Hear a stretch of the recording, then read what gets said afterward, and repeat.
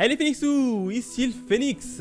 Aujourd'hui, retour sur le tome 5 de Kaiju numéro 8.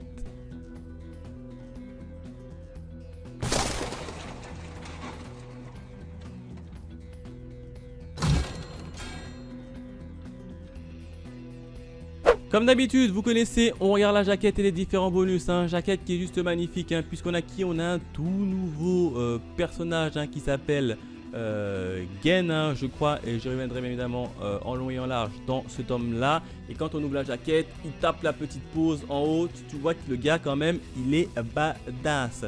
En termes de bonus, comme d'habitude, on a 3 pages en couleur où on peut retrouver notre cher nouveau personnage qui est sur la jaquette également ici. Et quand on tourne la page, et ben on retrouve encore une fois notre personnage principal, je vous ai dit que, enfin principal, qui est sur la jaquette. Encore une fois, qui a le droit à 2 pages en couleur. Je vous dis que lui, il est d'une importance capitale, en tout cas dans la suite des événements. On a quoi en termes de bonus? On a également une petite partie un peu bande dessinée quand on fait tomber la jaquette plastifiée qui est toujours sympa.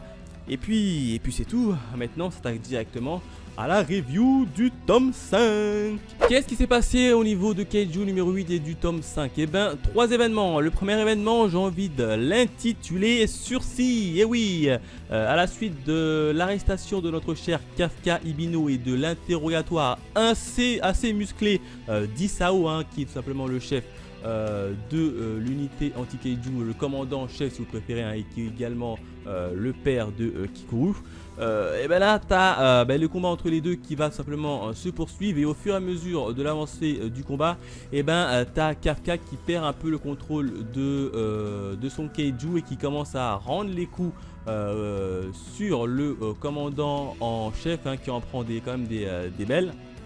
Et puis là, t'as encore une fois un peu plus l'impression que le commandant en chef attend quelque chose de Kafka tout simplement. Il va tout simplement le mettre à l'épreuve. Il veut savoir si est-ce que Kafka il est capable de contrôler ou non son fameux Kaiju. Et puis là ça commence très mal pour lui, puisqu'il dirige plus réellement son Kaiju. Et puis il a fallu un peu forcer le Kaiju qui est en Kafka, notamment par Kafka lui-même, à arrêter et à reprendre le contrôle, ce qui a permis un peu de le sauver, puisque le commandant en chef a tout simplement dit stop, on s'arrête là, et puis il a renvoyé dans ses compartiments. Donc je pense que le commandant en chef a vu en Kafka qui était capable de reprendre le dessus sur le Kaiju et va lui donner un petit sursis. Le deuxième événement, j'ai envie de l'intituler Nouvelle recrue. Et oui, puisque à la suite de cet interrogatoire assez musclé, notre cher commandant en chef Isao va tout simplement accepter d'intégrer Kafka dans l'unité 1, et ça c'est pas des moindres. Alors il va pas le prendre et le décomposer comme d'habitude pour se servir de son corps pour faire une arme. Non, il va le garder en vie. Il va le dire, on va le prendre avec nous et puis on va l'affecter à une unité, comme ça va renforcer notre aspect militaire. Et ça j'ai trouvé ça plutôt bien joué de sa part, d'autant plus qu'en face tu as quand même des Kaiju assez balèzes qui font leur apparition de plus en plus. On a le Kaiju numéro 9 et on a également le Kaiju qui a défoncé l'unité 3, d'ailleurs qui a également un numéro, ils lui ont donné le numéro 10, donc à eux deux, les deux Kaiju, s'ils arrivent à s'entendre, ou on ne sait même pas s'ils s'entendent, ils peuvent créer pas mal de dégâts. Et lui, pour prendre les devants, il va tout simplement demander à un nouveau commandant qu'on voit, qui est sur la jaquette, qui s'appelle Gin. J'ai oublié son nom, mais je sais qu'il s'appelle Gin Narumi. Voilà, j'ai retrouvé son nom. Il s'appelle Gin Narumi, qui est sur la jaquette, qui est le commandant de la toute première unité. En gros, il a le même grade que Mina, qui commande l'unité 3. Sauf que lui, tu vois qu'il est quand même putain de balèze. Et il a une petite particularité, c'est que sa personnalité, elle est un peu à contre-pied, je veux dire, quand il est sur le terrain. Quand il est sur le terrain, il est assez sérieux, assez badass, il défonce tout le monde. Mais quand il est dans ses quartiers généraux, c'est un grand enfant en fait qui cherche juste à jouer aux jeux vidéo. Donc le contraste de personnalité qu'il a quand il est en mission ou pas, j'ai trouvé ça plutôt cool à faire, hein, d'autant plus que ça reste quand même un personnage qui a beaucoup de charisme. Moi je l'ai vu la première fois, on le voit la première fois dans cet homme là, et ben directement tu vois que lui il est badass et qu'il a quand même un putain de charisme. Quoi qu'il en soit, il y a également une deuxième recrue qui va joindre ses rangs. Ça va être Kikoru qui a été affecté à la suite des dégâts qu'il y a eu dans l'unité 3, le temps que tout se réorganise. Et ben Kikoru a été affecté également dans l'unité 1 aux ordres du commandant Gen. Et puis là il va partir à une petite mission, hein, et puis va l'emmener avec lui, hein, le commandant Gen, et va emmener simplement Kikoru lors d'une petite mission entre eux avec plus de soldats pour abattre simplement un Onju qui est arrivé par la mer. Et puis là on va voir toute la classe encore une fois du commandant Gen qui va abattre assez facilement le Onju. Donc voilà ce que je pouvais dire. Notre cher petit Gin Mamoru, le nouveau Narumi plutôt, Gin, enfin Gin, pas Gin, Gen, c'est G-E-N, je sais pas comment ça se prononce, moi je l'ai appelé Gen. Gen Narumi, le commandant de l'unité 1. Enfin, le dernier événement, j'ai envie de l'intituler mise à l'épreuve. Et oui, hein, puisque tu as quand même notre commandant Gen qui est ok pour intégrer Kikoru dans son effectif, mais qui est pas chaud d'intégrer Kafka, qui est capable de se transformer en Keiju dans son équipe, hein. Très clairement il a dit moi j'ai pas besoin de lui, moi-même je me suffis largement, alors pourquoi est-ce que je suis obligé de l'intégrer? Puis c'est Kafka qui a un peu forcé la main à l'intégrer en voyant sa détermination.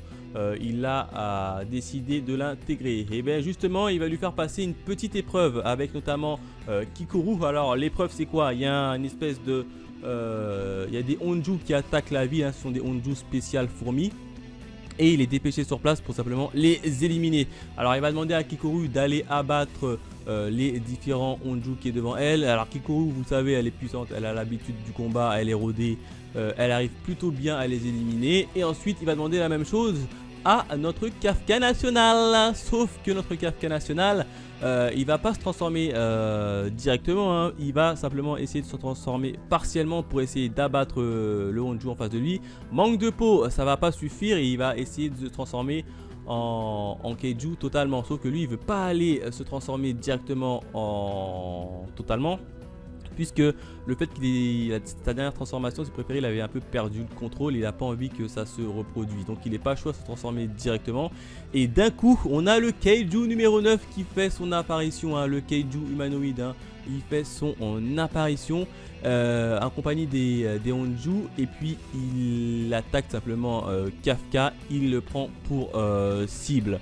Lui, et puis là t'as Kafka qui est en mauvaise posture, qui est sur le point de se faire pulvérisé par le Keiju numéro 9, et puis tu as Kikoru qui arrive, qui court et qui coupe tout simplement le Keiju numéro 2, mais le tome est tombé par terre, qui coupe tout simplement le Keiju numéro 9 plutôt en deux, et c'est comme ça que le manga se termine.